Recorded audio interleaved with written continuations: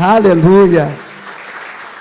Querido, então deixa a sua Bíblia aberta, 1 Tessalonicenses, o capítulo é o de número 5, é o nosso ponto de partida. Obrigado, irmãos, daqui a pouco a gente adora mais. 1 Tessalonicenses, capítulo 5, versículo 19, é o nosso ponto de partida. Se você já baixou o app, nosso aplicativo, você tem aí as referências. E é bom lembrar o pessoal de casa também, que às vezes você está assistindo o nosso culto ao vivo pelo Facebook, ou ainda pelo YouTube, a gente tem essas transmissões, mas através do nosso aplicativo também tem um botãozinho ali de lives, né? Você pode ali assistir também, acompanhar também. Quando tiver uma transmissão ao vivo, você poder acompanhar como está acontecendo agora também, amém? Então vamos ler, 1 Tessalonicenses 5,19 diz assim: não apaguem o Espírito. Eu já estou lendo a NVI de cara, vamos lá?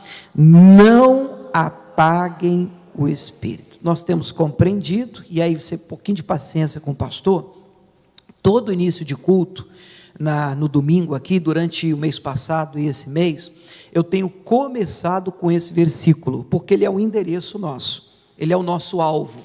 Ele mostra o que é que nós estamos perseguindo. Eu entendo que ninguém entra no ônibus sem saber para onde está indo. Ninguém compra uma passagem no aeroporto sem saber para onde é que o avião vai. A mesma coisa acontece até num culto. Como é que é? Nós estamos falando do quê? Nós estamos caminhando para onde? Aonde é que você quer chegar? Nós vamos buscar o quê? Por quê? Para quê? Nós precisamos desse senso de direção na nossa vida.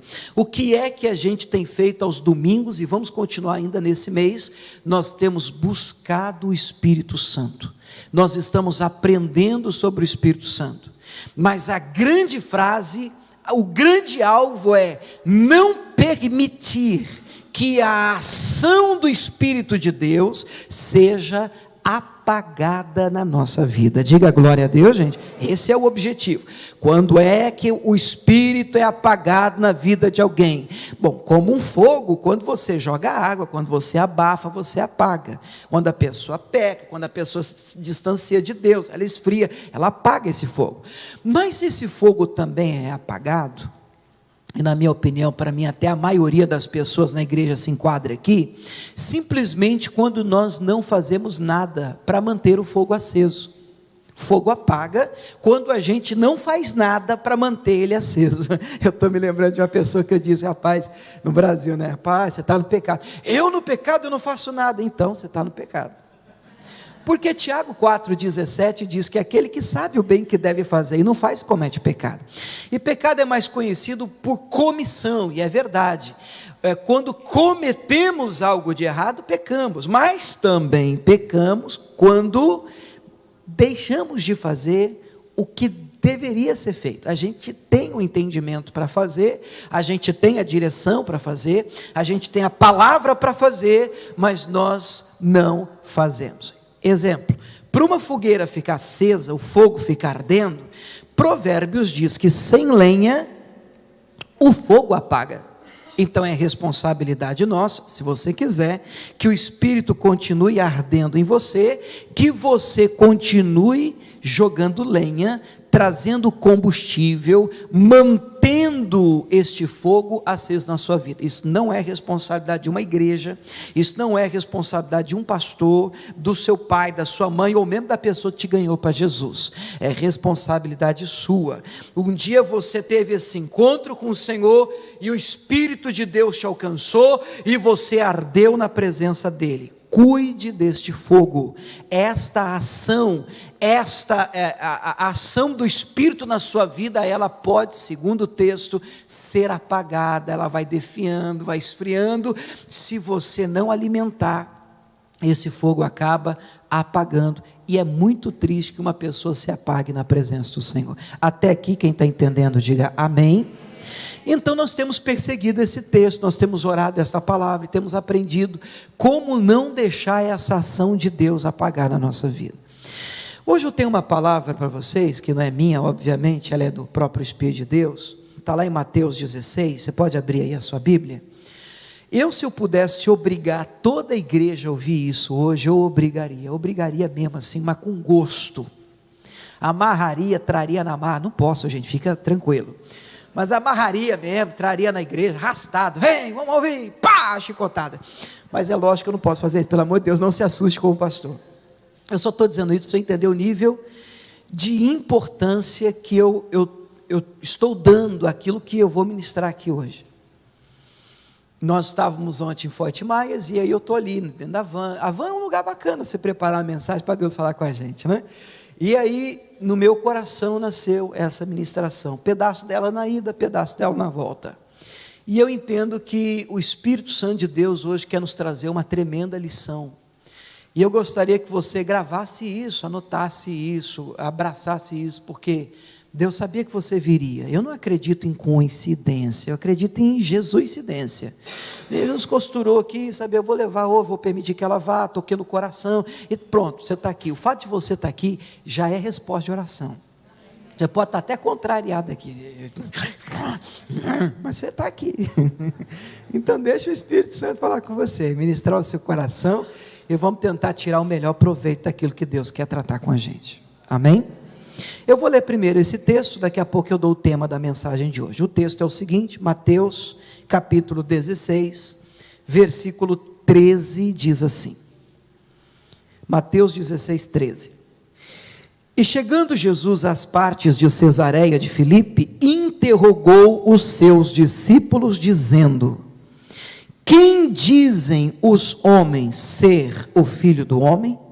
E eles disseram, uns João Batista, outros Elias, e outros Jeremias, ou um dos profetas. E disse-lhe ele, e vós, e para vocês, quem dizeis que eu sou? Simão Pedro respondendo disse, tu és o Cristo, o Filho do Deus vivo. Aleluia, que coisa forte, né? E Jesus respondendo disse-lhe, bem-aventurado és tu, Simão Barjonas, o Pedro, né? Porque não foi carne e sangue que te revelou, mas o meu Pai que está nos céus.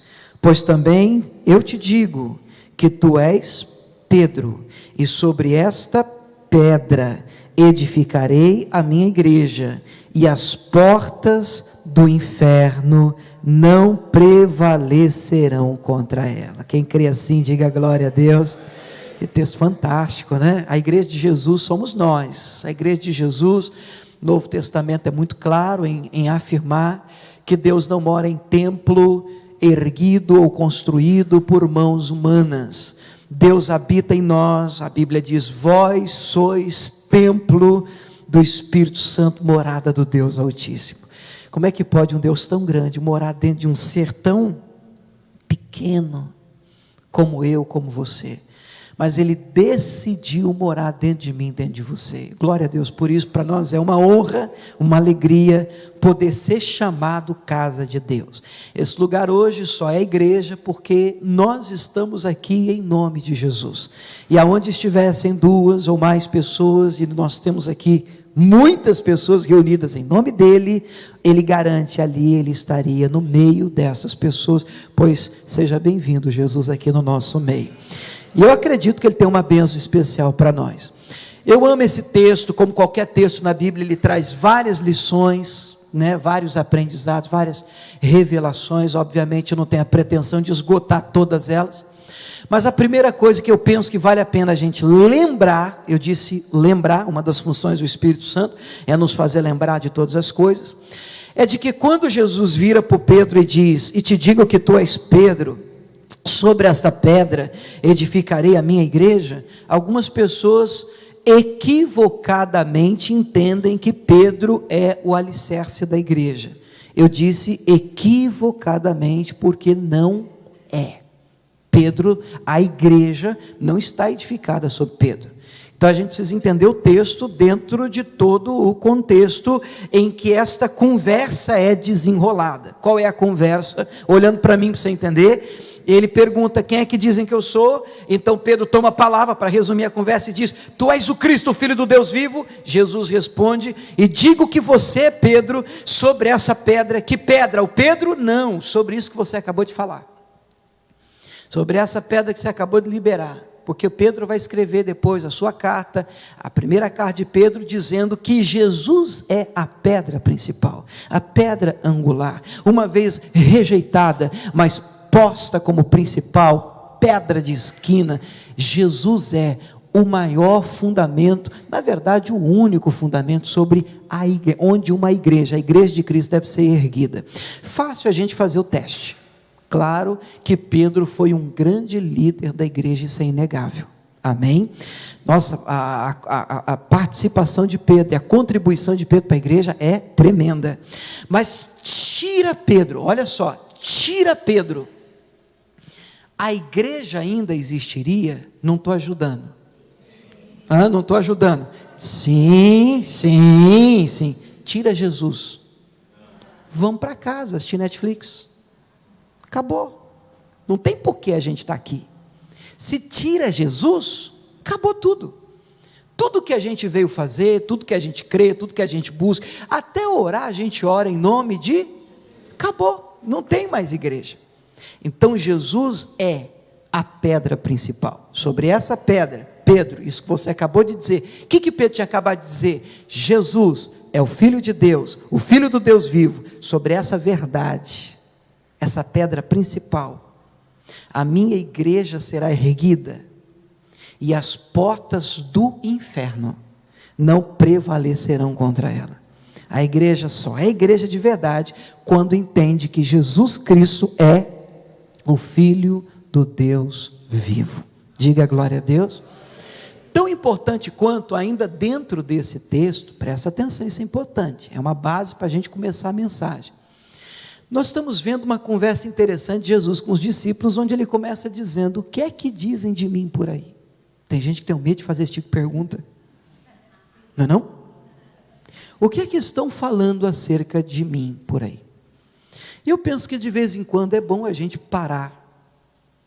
Eu não estou dizendo e ouvir todas as pessoas, mas às vezes você precisa parar e dizer: o que estão dizendo? Será que tem alguma coisa que eu preciso fazer para mudar? Eu preciso avaliar, ponderar alguns comentários. Uma coisa é alguém criticar você, outra coisa são duas pessoas dizer para você que você é grosso, outras são 20 pessoas dizendo para você: querido, você é um cavalão.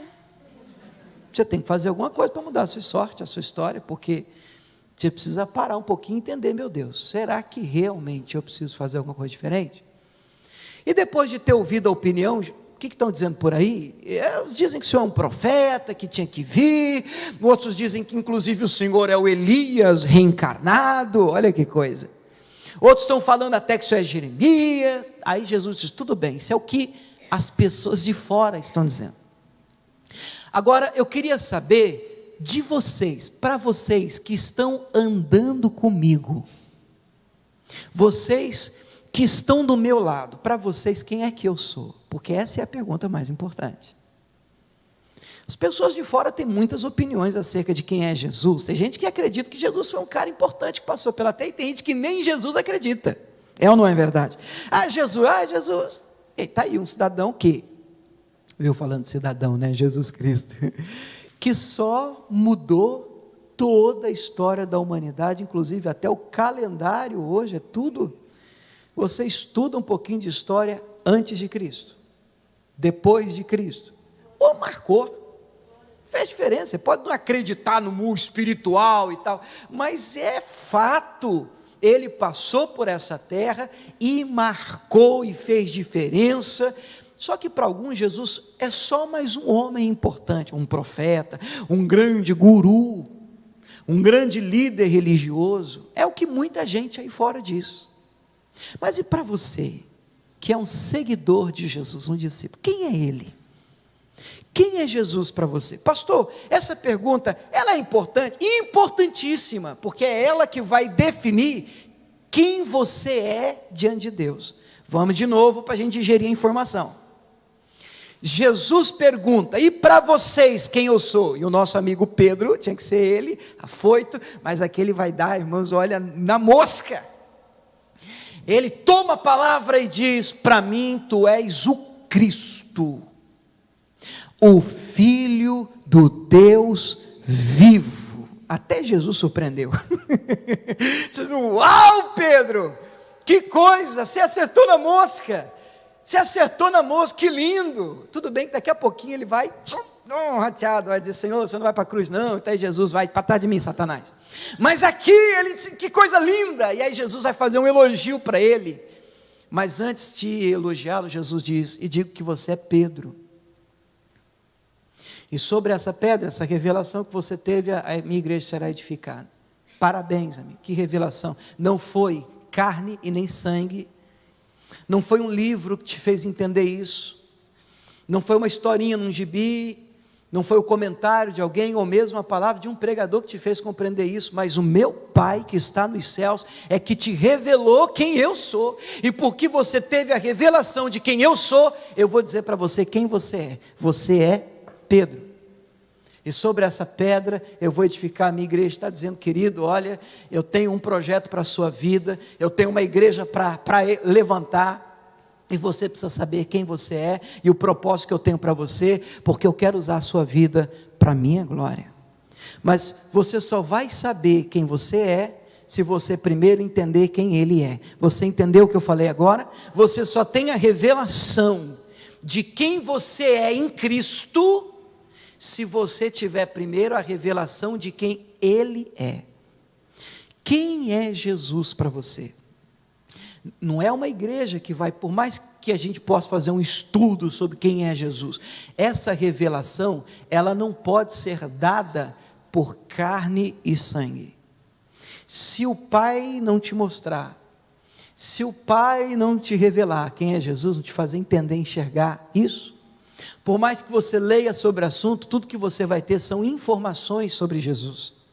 Mas a revelação de que Ele é o Filho de Deus só pode vir pelo próprio Deus. Quem está entendendo isso, diga amém. E por que é isso importante? Porque na hora que você entende, tu és o Cristo, de volta Ele manda, e você é pá, isso. E é tão bom saber quem você é para Ele. Quem você é diante dEle. O que é que Ele te fez para ser. O que é que Ele quer de você. Como é que Ele vê você? Aí fora as pessoas podem dizer muitas coisas acerca de você. As pessoas dizem, você é isso, você é aquilo. Na escola as pessoas dizem, você é isso, você é aquilo. Na faculdade, no serviço, no trabalho, em casa, você é isso, você é aquilo. Mas você não é o que as pessoas dizem que você é. Você é o que Deus diz que você é. É importante você ter isso claro na sua mente. Mas essa direção, essa revelação, esse entendimento só pode vir se você entender primeiro que Ele é o Cristo, o Filho do Deus vivo. Quem entendeu isso, diga glória a Deus. Tá. Então a mensagem de hoje é: querem roubar a sua identidade. Querem roubar a sua identidade. Vamos repetir essa frase? Querem roubar a sua identidade. Eu não sei, a gente fala sua, parece que é de todo mundo, menos nossa, né? Vamos falar a minha, para ficar mais pessoal. Querem roubar a minha identidade. Pastor, o que você quer dizer com isso? Como tem crente, eu estou falando com cristãos, você está aqui, eu acredito que você ama Jesus, amém ou não amém? Mas tem muito crente, mesmo dentro da igreja, completamente perdido na vida. Não sabe quem é, não sabe o que Deus quer dele. Resultado, passa por essa terra tentando acertar, atirando para todo lado, porque não há um propósito definido e claro. Quando nós não sabemos quem somos, nós vivemos tentando agradar os outros, nós vivemos tentando agradar todo mundo, não tem jeito, nós vivemos fazendo o que as pessoas nos mandam fazer, que você nunca vai conseguir fazer o que todo mundo acha que você tem que fazer. Mas a falta de uma identidade clara, definida na sua mente, no seu coração, faz com que você viva a vida dos outros, e não a vida de Deus e a vida que o Senhor planejou para você. Então as pessoas dizem: eu acho que você tinha que fazer isso. Lá vai você, agora tu mas se eu fosse você, aí lá vai você, mas se você não tiver claramente definido quem você é, como Jesus tinha, e Jesus teve isso definido em Mateus 3, quando ele é batizado nas águas, claro que ele já sabia, mas o Espírito de Deus desce sobre ele e uma voz no céu diz: você é o meu filho amado, em quem me comprazo. Ele sofreu, ele ouviu dos religiosos da época, os pastores, os sacerdotes, que ele inclusive era filho de Belzebu. Você endemoniado, você encapetado. Você imagina uma pessoa dentro da igreja ouvir isso daqueles que deveriam ser os maiores incentivadores: você é de Deus, querido, vai dar certo, vamos cumprir o seu propósito. Ouvir: não, você está perturbado, você é um endemoniado. Mas isso acontece muito. E se a pessoa não tiver claramente definido o que Deus quer dele, a identidade dele, guardado no coração a voz do Espírito Santo: você é meu filho, eu te amo, eu tenho um projeto para você e você deve cumprir esse projeto. Se a pessoa não tiver isso agarrado mesmo no coração, ela começa a ouvir a voz dos outros. O inimigo vem e diz: pula daqui, transforma a pedra em pão. O sacerdote faz um sinal para a gente acreditar em você. O próprio Pedro, discípulo, depois dessa revelação maravilhosa, diz: imagina que o senhor vai para a cruz, o senhor vai sofrer na cruz. Se fosse um crente da Igreja da Graça, ainda emendaria. Está amarrado, isso é ruim de acontecer com o senhor. E aí na hora Jesus, que tinha sua identidade muito bem definida, ele diz: para trás de mim, Satanás, para mim agora você está servindo de pedra de escândalo, porque qualquer coisa que vem para me tirar do propósito, ou tente roubar a identidade que Deus me deu, que o Pai me deu, eu repreendo em nome de Jesus de Nazaré. As pessoas podem até estar bem intencionadas, e na maioria das vezes estão, principalmente dentro da igreja. As pessoas podem estar bem intencionadas: calma aí, você está indo demais, você está orando demais, você está buscando demais, você está lendo demais a Bíblia, você não acha que você está ficando lelé da cuca, não fazendo lavagem cerebral em você, você não acha que você está indo com sede demais ao pote. Eu até acredito que são todos conselhos bem intencionados, mas qualquer coisa, querido, que tente tirar você do propósito que o Pai tem para você, deve ser severamente repreendido em nome de Jesus de Nazaré. Mas se você não conhece a sua identidade, você vai ouvir umas coisas dessas e você vai pensar assim: um discípulo falando para mim que eu não tenho que ir para a cruz, então eu não vou não. Verdade, faz sentido, né? Está amarrado. Eu sei o que o Pai espera de mim, eu sei o que eu vim fazer, eu sei qual é a minha missão e eu sei quem eu sou. Vou cumprir a minha missão em nome de Jesus. É o que Deus espera de nós. Qual é o tema de hoje? Querem roubar a minha identidade. Aí fala para o seu vizinho assim: e a sua também, viu? Fique esperto. Fique esperto assim para terminar, né? Juízes capítulo 1. Vou te mostrar como que ele faz isso. Juízes capítulo 1. Preste atenção nisso. Juízes 1. Eu vou ler a partir do verso 1, para a gente ter uma visão um pouco mais ampla. Juízes capítulo 1, verso 1 também. Vamos ler com calma, porque esse aqui é o texto principal. Diz assim: e sucedeu, depois da morte de Josué. Vocês já conhecem Josué, tremendo personagem da Bíblia. Então quando a gente fala depois da morte de Josué, a gente já tem que ir com a cabeça e entender qual é o tempo, qual o momento em que isso está acontecendo. Você sabe que o primeiro grande líder de Israel foi Moisés, e a Bíblia diz que não houve profeta como ele. Esse homem morre na boca da terra prometida, na boca do gol. Esse homem morre olhando a terra prometida. Ele sobe um monte ali, ele é sepultado ali, pelo menos o corpo dele. Inclusive ninguém acha o corpo, ninguém nunca encontrou, até o Satanás já tentou e não acha. Jesus, o próprio Deus escondeu, muito bem escondido. E o bastão é passado a Josué. Josué assume o comando e a liderança do povo. E com Josué um tempo de conquista começa. Vou repetir algumas frases que são chaves. Sempre vou repetir para você entender que são frases que você tem que pegar e anotar e segurar. Amém, povo de Deus? Um tempo de conquista começa com Josué, um tempo de conquista, literalmente, a ordem era, onde ele colocar a planta dos pés, vou-lo tenho dado, ele tinha que conquistar, ele tinha que expulsar o inimigo, e ele tinha que possuir a terra. Era a promessa, Deus havia dado, mas não era para ele ficar em casa assistindo televisão, dizendo, Deus me deu, vai acontecer. Deus te deu, vai para a guerra. Deus te deu, vai para a guerra. Deus te deu, vai para a guerra. Então ele subia, conquistava, possuía aquilo que Deus havia prometido. De novo, ele subia, conquistava, possuía aquilo que Deus havia prometido. Não é porque Deus tem te prometido algo que você tem que viver de braços cruzados, esperando isso acontecer na sua vida. Você, quando recebe uma promessa de Deus, recebe a autorização e a bênção dele, para possuir, conquistar, em nome de Jesus. Amém? Quem crê assim, glória a Deus, possuir e conquistar. Você tem que ir para a luta, para a guerra. Várias batalhas, Josué trava, e agora Josué morre. Josué morre. Mas a época de conquista ainda continua. E eles continuam conquistando e vão lutar agora para conquistar um território. Preste atenção nessa história.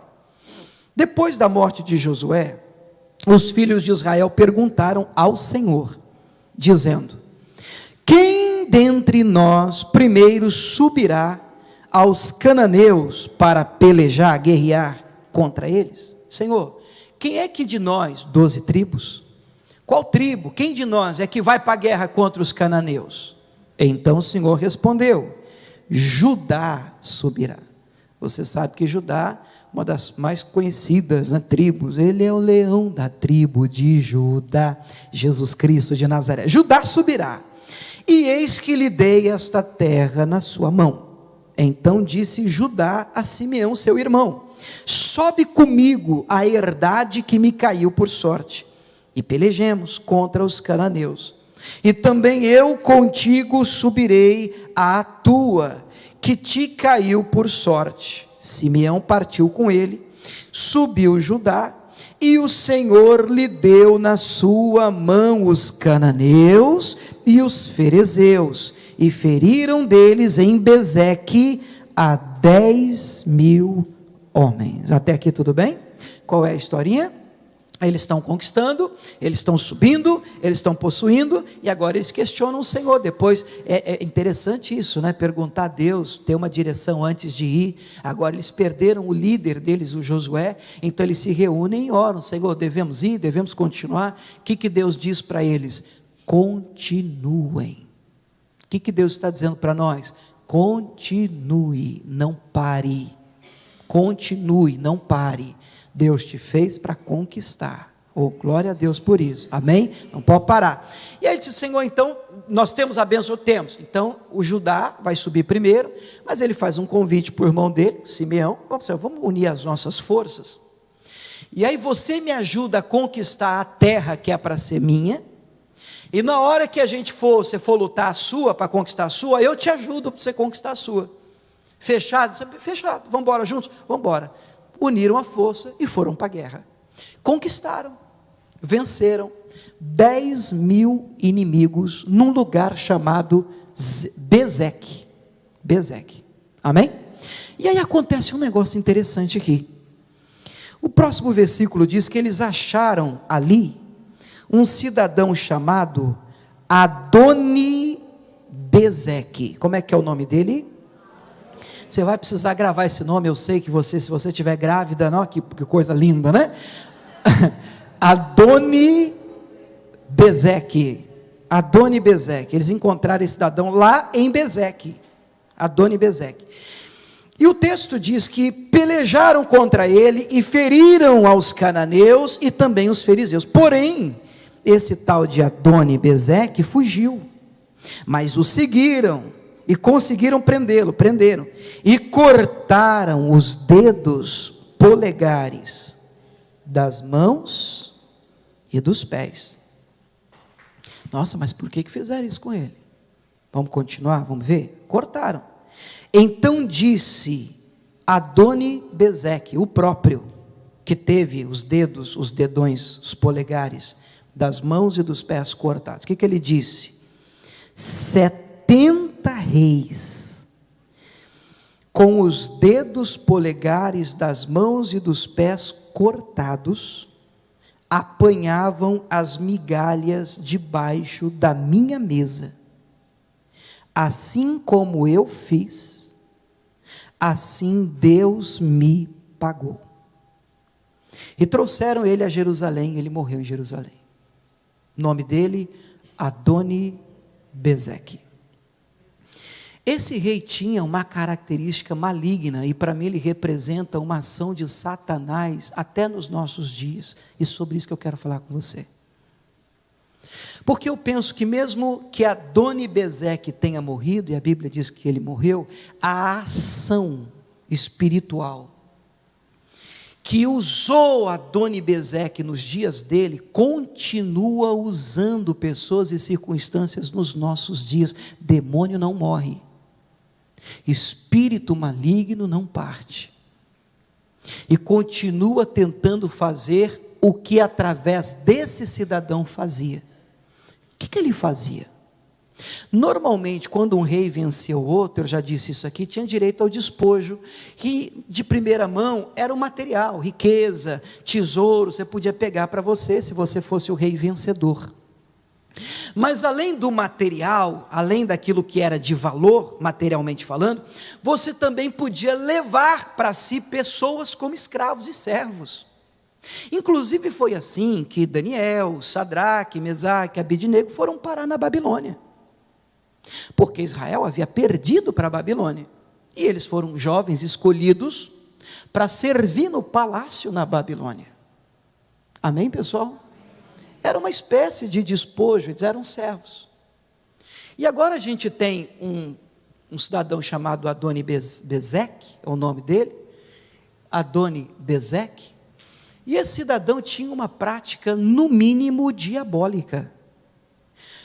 Ele, quando vencia um outro reino, um outro rei, ele não matava o rei, não.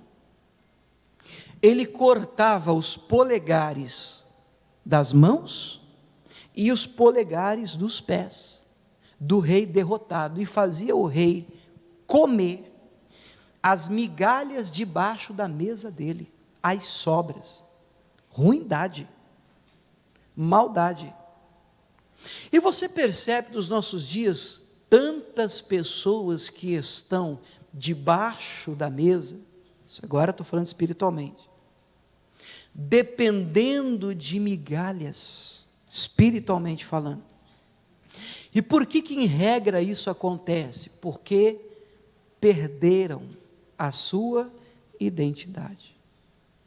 As pessoas não entendem quem são em Cristo, ou até têm uma ideia, mas como isso não está muito bem definido, enraizado no coração, elas acabam querendo ser o que o outro é. Isso é muito comum, até no meio evangélico, até no meio cristão, até entre pastores, até entre igrejas.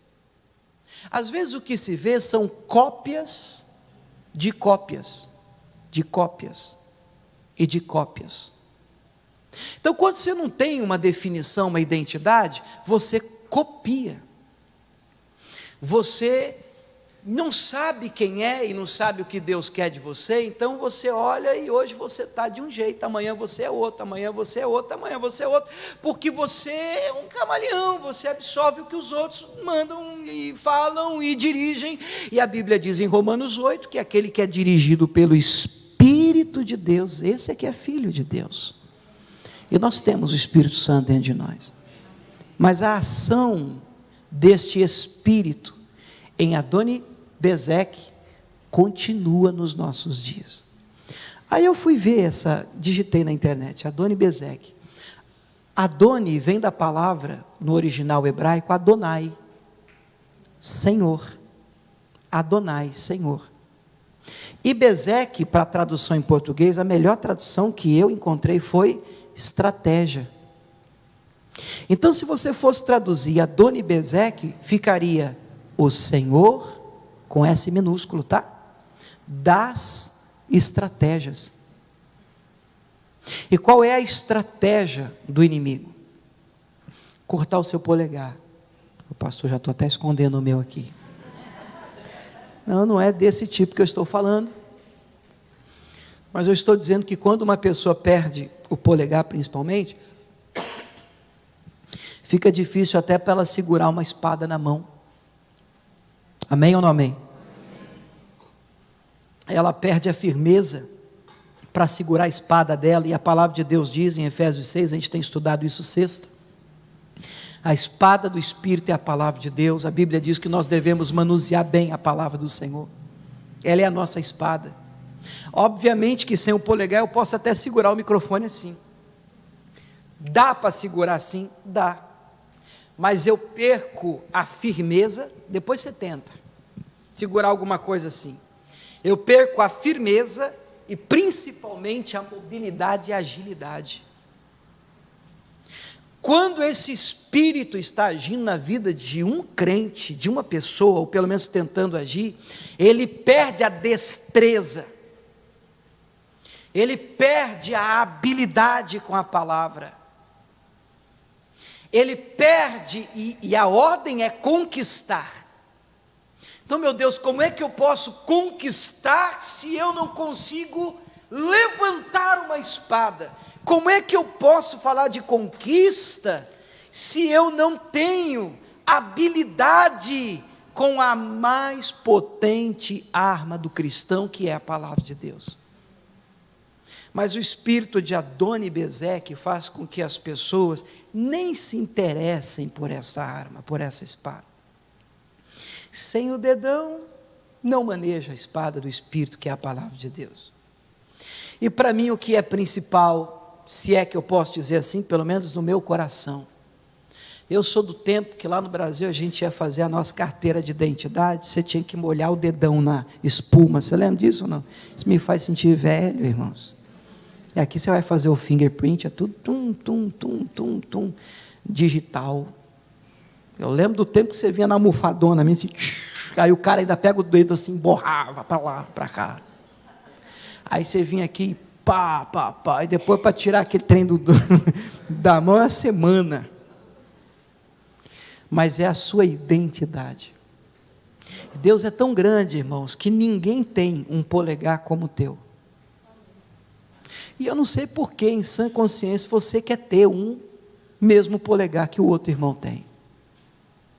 Eu tenho uma mensagem que uma vez eu ministrei, inclusive aqui, chamada Túnica Colorida, falando do nosso irmão José no Egito. E o José recebeu do pai dele, que o pai dele o amava muito, uma túnica de várias cores, só ele tinha, dos 11 irmãos. Depois é que vai nascer o mais novo, Benjamim, completando os 12, que viriam a ser as 12 tribos de Israel. Mas José desfilava com o roupão dele, aquele roupão colorido, e os irmãos ficavam doidos de raiva, porque ele tinha um roupão de várias cores, uma túnica colorida, e a dos outros eram, sei lá, às vezes uma cinza, outra preta. E um dia eu estava lendo esse texto, e claramente o Espírito Santo falou no meu coração, como nós que somos todos irmãos, amém ou não amém? A gente tem dificuldade com a túnica dos outros. Porque se você tem uma túnica colorida, glória a Deus, querido. Eu mesmo tenho pastores, às vezes que eu vejo pregando, próprio ministério na Igreja da Graça, eu fico, puxa vida, como prega bem. Olha, como... Né? E tem gente que é assim, animadão, mais para frente do que eu. E uma vez eu estava até olhando assim, Deus, olha que coisa linda. Eu queria ser mais para frente, mas eu não sou, irmão. Eu falo assim, quase andando de ré. Mas é a roupa que Deus me deu. Foi ela que Ele costurou para mim. E se você não estiver bem com a túnica que Jesus te deu, você vai ficar invejando a colorida dos seus irmãos. Querido, Deus te fez com o seu polegar. Por favor, valorize isso.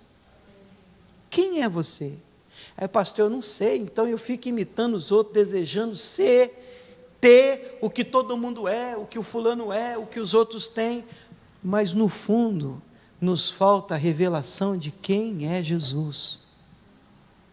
Porque quando a gente tem a revelação de que Ele é o Cristo, o Filho de Deus vivo, e repito, não é um pastor, uma igreja que vai te dar essa revelação, mas é o Pai que está no céu, depois que você tem essa compreensão, o próprio Jesus vai dizer: e tu és Pedro, e você é William Sodré, e a túnica que eu fiz é essa, o que eu tenho para você é isso, você vai fazer assim, eu quero que você viva desse jeito, é a vida que eu sonhei para você viver. E se os outros brilham mais que você, amém, aplauda eles, glória a Deus pela vida deles. E se você brilha menos ou mais, amém, fique em paz, mas seja feliz com a veste, a armadura que Deus te deu. Davi vai se candidatar para lutar contra o gigante Golias em 1 Samuel 17. E o Saul, que era rei na época, estava desesperado, já tinha oferecido riqueza, isenção de imposto, IPTU, IPVA, tudo que é imposto, e já tinha dado até a filha em casamento: vai minha filha, quem quiser lutar contra o gigante, casa com a minha filha. E o texto sagrado diz que ninguém se candidatava, não aparecia um candidato, até o momento em que Davi aparece. O Davi diz: eu vou lutar contra ele, eu vou enfrentar o gigante. E quando Davi se candidata, eu fico pensando na alegria do próprio rei Saul, e o rei diz: manda entrar então, temos um candidato, entra aqui. Ele devia estar numa tenda, eu já estou imaginando aqui, já estou ali na história, e na hora que entra o candidato para enfrentar o gigante, está vendo ele aqui, gente? Tem que ajudar, né? Irmão, na hora que o Saul vê esse candidato, o Saul olha para ele e diz: meu Deus, você não pode ir, filho. Que isso, filho, vai ser um massacre, você está de brincadeira, a gente vai colocar a nossa liberdade na sua mão, porque o trato era: quem for derrotado, todo o povo vai ser escravo. Como é que nós vamos confiar a nossa vida, a nossa liberdade, num garoto? Você já viu o tamanho do gigante? Aí lá vai o Davi: você está por fora, rei, você está por fora, você não vai encontrar na Bíblia, essa é coisa minha. Esse dia eu estava lutando contra uma ovelha do meu pai, arrebentei ela, matei ela, fui lá tentar levar uma ovelha do meu pai, um leão, e eu peguei ele e matei o leão. Depois veio um urso, peguei ele e matei o urso também. Do jeito que Deus foi comigo contra o leão, Deus vai ser comigo contra esse gigante também. Sabe o que o Davi fez? O Saul: tá bom, você pode ir, mas eu vou fazer o seguinte: eu vou colocar a minha armadura em você. A intenção, eu penso que é boa. O que o Saul está pensando? Poxa, pelo menos eu te protejo, né? Você vai um pouco mais protegido, vai com a minha armadura. Aí o Davi veste a armadura do Saul, e o texto diz que ele tenta andar. Você já leu isso? Aí ele tenta andar. Aí o Davi disse assim: não vai dar não, eu nunca usei isso, Deus nunca me usou desse jeito, por que eu tenho que fazer isso assim? Eu não sei, é um espírito, é uma ação que tenta roubar da gente a nossa identidade. Diz: não, você só vai lutar, mas luta com a minha roupa, luta do meu jeito, luta assim, assado. Mas você tem que ser o que Deus criou você para ser. Você tem que orar a Deus e dizer assim: o que o Senhor quer de mim? O que o Senhor tem para a minha vida? Eu não vou deixar Satanás cortar os meus dedões, os meus polegares, nem das mãos e nem dos meus pés. E dos pés, irmão, fui até pesquisar, até o dedinho, biologicamente falando, faz falta. Um bichinho desse tamanhozinho, o meu pelo menos assim, pequenininho do pé. Mas se você corta, atrapalha o equilíbrio, atrapalha a sua caminhada, você perde o balanço. Como tem crente desequilibrado, irmãos, na igreja, desequilibrado, extremista. Se não é para a direita demais, ele é crente demais, queima a luz, ele está lá, Satanás. E é isso, onde você veio. E do outro lado tem os outros que não, nada é o diabo, tudo aí, tudo é assim mesmo. Não tem, sabe, Deus falou com Josué depois da morte de Moisés, sabe, nem para a direita, nem para a esquerda. Vamos encontrar no Evangelho um ponto de equilíbrio, vamos entender que o inimigo existe, ele é real, mas vamos assumir também as nossas faltas, a nossa responsabilidade, vamos procurar entender que nós temos uma identidade, e nós não vamos deixar ninguém cortá-la, porque se cortarem a nossa identidade, nós vamos terminar debaixo da mesa, dependendo de migalha, quando na verdade fomos feitos para sermos reis e sacerdotes. eram 70 reis debaixo da mesa, sem identidade, dependendo da sobra que caía da mesa desse espírito, Adoni-Bezeque, o senhor das estratégias. Eu quero te mostrar o que acontece quando a gente não entende quem é, quando a gente perde a nossa identidade. Lucas capítulo 15, versículo 11, uma parábola conhecidíssima. Na verdade, Lucas 15 é o texto, é o capítulo dos achados e perdidos na Bíblia. Mas isso é bacana porque há um padrão nas histórias, né? Da ovelha perdida, da dracma perdida, do filho perdido. O bonito aqui é que tudo que foi perdido foi achado. Glória a Deus por isso. Lucas 15, 11 diz assim: E disse um certo homem tinha 2 filhos. O mais moço, mais novo deles, disse ao pai: Pai, dá-me a parte da fazenda que me pertence. Eu consigo ver, ele é filho, então ele é crente. Vamos trazer para nós, tá? Eu vou fazer aqui uma analogia. Ele é filho, então ele é crente. Ele está: Pai, eu quero meu direito, em nome de Jesus, a escritura diz, a herança diz, o contrato diz, e tem direito mesmo. Direito mesmo, mas tem filho que só pensa nos direitos que tem. Vocês estão entendendo ou não? Não, tá bom, quem tem ouvidos para ouvir, me dá, me pertence, é meu, eu quero, para mim é meu, eu quero. Então o pai repartiu por eles 2, a fazenda, os bens. Poucos dias depois de ter recebido tamanha bênção, a herança dele, o filho mais novo ajuntou tudo e partiu para uma terra longínqua, distante do pai, e desperdiçou a sua fazenda, vivendo dissolutamente, de qualquer maneira. E havendo ele gastado tudo, vamos repetir isso, havendo ele gastado tudo, houve naquela terra uma grande fome, e o texto diz que ele começou a padecer necessidades. Ele é filho, e agora ele está padecendo necessidades. De novo, ele é filho, e agora ele está padecendo necessidades, ele está com fome. O texto segue dizendo que ele chegou-se a um dos cidadãos daquela terra, onde ele estava, longe do pai, o qual o mandou para os campos apacentar porcos, o que me leva a crer que ele foi pedir um emprego, uma ajuda, comida, um sustento. Ele está longe do pai, então ele chega para alguém daquele lugar, e ele diz: você tem aí alguma coisa que eu possa fazer? Tem um trabalho para mim? Tem alguma coisa que você pode me contratar? Eu gostaria, eu preciso, eu estou carecendo de ajuda. Então ele mandou: eu tenho um emprego bacana, você vai tomar conta dos meus porcos, você vai cuidar do chiqueiro. E o que acontece quando a gente esquece de quem nós somos? A gente abraça umas coisas, irmãos, que não faz sentido. A gente não precisa. Vocês entendem o que eu estou falando? Ele disse: beleza, é chiqueiro, vamos embora. É lama? Estou dentro. Como assim? E o texto diz que ele topa, e o negócio fica mais grave, porque o texto chega a dizer que ele vai apacentar os porcos, e ele desejava encher, não é experimentar, irmãos. Ele deseja, ele quer encher o estômago dele com as bolotas que os porcos comiam, e ninguém dava nada para ele. Na minha terra, no Mato Grosso, a gente chama de lavagem. Já ouviu falar lavagem? Já viu? Eu não vou falar muito não, porque daqui a pouco a gente vai almoçar. Você pode perder a fome. É um soro horrível, um negócio esquisito, fedido, ruim, credo, irmão, só de pensar, dá ânsia. E como é que um filho pode aceitar? Não é só aceitar, querer lavagem, irmão, bolota, comida de porco.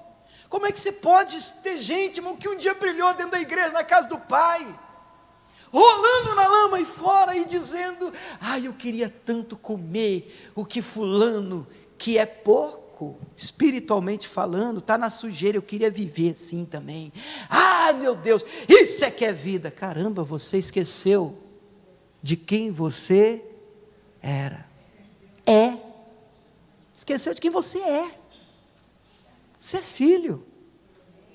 Cortaram o seu dedão. Roubaram a sua identidade. E hoje você deseja viver como as pessoas vivem lá fora. É de cortar o coração. Então algo sobrenatural acontece no chiqueiro. E a minha oração é essa hoje, irmão. A Bíblia diz, e essa frase para mim é fantástica, a Bíblia diz que ninguém dava nada para ele no chiqueiro, ele queria comer as bolotas, ele desejava, brigando com o porco, irmão, para comer a comida do porco. De repente vem a frase fantástica, sublinhe ela, grave ela, e caindo em si. Essa é a frase, vamos repetir, e caindo em si. Ele diz, o que é que eu estou fazendo aqui? Eu já ouvi tanto testemunho de gente, irmão, que um dia já brilhou dentro da igreja, e às vezes de noite, irmão, dentro de uma boate, no meio do pecado, ele diz, o que eu estou fazendo aqui? Cara, eu já um dia estive no altar, um dia eu já fui um instrumento na mão do Senhor. O que eu estou fazendo aqui, nesse chiqueiro? Ele caiu em si. Ele começou a lembrar de quem ele era. Ele começou a trazer, irmãos, e essa é a ação do Espírito Santo. É claro, isso você consegue perceber? A Bíblia diz que ele convence o homem do pecado. A Bíblia diz que ele nos faz lembrar de todas as coisas. O Espírito de Deus.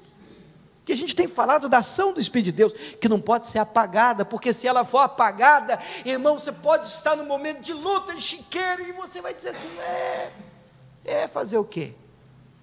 Eu sou rei, mas são as migalhas que caíram para mim. Vai ver, eu nasci para viver assim mesmo. Rei, sacerdote da paz do Senhor, tem que ter identidade. Você nasceu para ser filho, e é filho. E é filho. Uma vez Jesus é alcançado por uma mulher, a Bíblia define ela de a mulher cananeia. Algumas versões trazem como Ciro Fenícia. E essa mulher tem uma filha que está perturbada, está endemoniada, e essa mulher vem gritando atrás de Jesus, Jesus com os discípulos. Já viu mulher gritar? Não responda. Ela vem dizendo, Jesus, tem misericórdia, minha filha está terrivelmente endemoniada. Os discípulos falaram assim, Senhor, você não está ouvindo? A mulher está gritando, despede a mulher, vem gritando atrás da gente. Se o senhor não for atender, manda embora. Jesus, eu não fui enviado senão aos ovelhas perdidas da casa de Israel. A mulher não está nem aí, a mulher vem gritando, a mulher vem no volume dos decibéis lá em cima, irmão.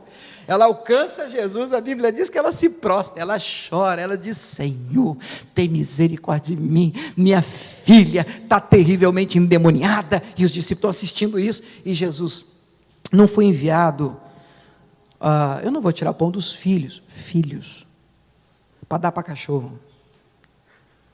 Eu conheço uns crentes que já ia levantar. Repete. O que é? Fala de novo, você tem coragem na minha cara. Essa mulher não, ela disse, Senhor, pois é, mas os cachorrinhos comem migalhas que caem da mesa dos seus donos. E eu sabe como eu entendo o texto? Eu entendo que ela está dizendo, pois é, o Senhor veio para os judeus, está aí dando comida para eles, o pão eu sei, é para os filhos. Porém, eu sei, eu não sou judia, ok. Mas se o Senhor me der uma migalha, eu vou valorizar muito mais do que eles, porque está sobrando pão, está caindo. E se o Senhor me der migalha, me dá que eu abraço. Jesus diz, mulher, que é isso? De onde você veio? Não está assim não, tá? Grande é a tua fé. Pronto, seja feito conforme a tua fé, e pronto, ela recebe o milagre. Agora olha o que Jesus diz. Eu não vou tirar o pão dos filhos. O que está escrito aqui? O que você subentende? Pão é para quem é filho. E se o que Jesus deu para ela foi uma migalha, imagina o pão que ele tem para o filho. E você é filho. E o diabo fica assim: não, você não é não, você não é nada não, você não presta não, você não vale nada não, e usa pessoas, usa circunstâncias, usa a vida, para bater com força em você, e vai colocando na sua cabeça: seu lugar é no chiqueiro mesmo, seu lugar é aqui mesmo, seu lugar é junto com os poucos, seu lugar é comendo isso, seu lugar é lavagem, seu lugar é bolota. Mentira! Isso é uma ação de Adoni-Bezeque, que quer roubar e cortar de você o seu polegar, a sua identidade. Hoje é dia de você cair em si. Hoje é dia de você despertar e dizer assim: o que eu estou fazendo nesse chiqueiro, Senhor? Que vida é essa que eu estou levando? Levantar-me-ei, no chiqueiro, filho pródigo, na cabeça dele, levantar-me-ei, irei ter com meu pai, dir-lhe-ei: pai, pequei contra o céu perante ti, pequei contra o céu e perante ti, já não sou digno de ser chamado filho, olha a besteira que eu fiz, mas se o Senhor me fizer como um jornaleiro, tem tradução que traz assim, um trabalhador, um servo, eu já vou viver melhor do que eu estou vivendo, porque ele sabia de onde ele tinha vindo, e os empregados do pai dele viviam melhor do que ele estava vivendo, e ele era filho. Então ele decora o discurso: é assim que eu vou falar para meu pai: pai, me aceita pelo menos como um trabalhador, pelo menos como um servo, não tem problema, eu vou trabalhar, o Senhor me paga, porque o Senhor paga melhor do que eu estou recebendo aqui, já sei, vou voltar. É claro, irmão, quando uma pessoa toma uma decisão dessa, Satanás, esse espírito diz: volta não, volta não, volta não. E a vergonha? E, irmão, porque a igreja, eu vou te falar, irmãos, a igreja é maravilhosa, mas tem na turma é maravilhoso também dentro da igreja. Tem muita gente que quer o que não sabe dar, perdão. Já viu uma pessoa que foi para o chiqueiro voltar para a igreja, irmão? Tem muita gente que, olha, quem está entrando, aquela que eu te falei. A pessoa tem que ser muito de Deus mesmo para voltar. A orelha queima, a vergonha, o orgulho tem que ser jogado no lixo, e ele decora o discurso: estou nem aí, vou voltar. De longe, o pai dele avista ele. E aí é uma cena de filme, gente. Quando o pai avista ele de longe, o pai já vai ao encontro dele, ele vem ao encontro do pai, os dois se abraçam, e ele que tinha decorado o discurso começa: pai, pequei contra os céus perante ti, já não sou digno de ser chamado teu filho, me faz pelo menos como um servo, um trabalhador. E o pai está até com o ouvido tapado: que servo o quê, guri? Traz a sandália, o anel, a roupa, mata o bezerro cevado, churrasco, gente. Está na Bíblia. Vamos nos alegrar. Olha o que o pai diz: meu filho estava perdido, filho, e foi achado. Festa. Que trabalhador o quê? Que chiqueiro o quê? Que quartinho do fundo o quê, irmão? Filho. É dia de você dizer: Deus, o que eu estou fazendo na minha vida? Eu caí em si. Eu tenho identidade, o Senhor me fez para ser filho, eu sou filho de Deus, eu sou filho do Senhor. Eu não posso, Senhor, agora, eu não posso viver na lama do erro, do pecado, da imundícia, da sujeira. Eu vou voltar para os braços do Pai. Pastor, e se eu voltar e o Pai não me aceitar? Irmão, que Bíblia que é essa que você está lendo? A minha diz que aquele que for a Ele, vier a ele, este, de maneira nenhuma, ele o lançará fora. Vença o orgulho, a vergonha, e volte correndo para os braços do Pai. Você nasceu para ser filho.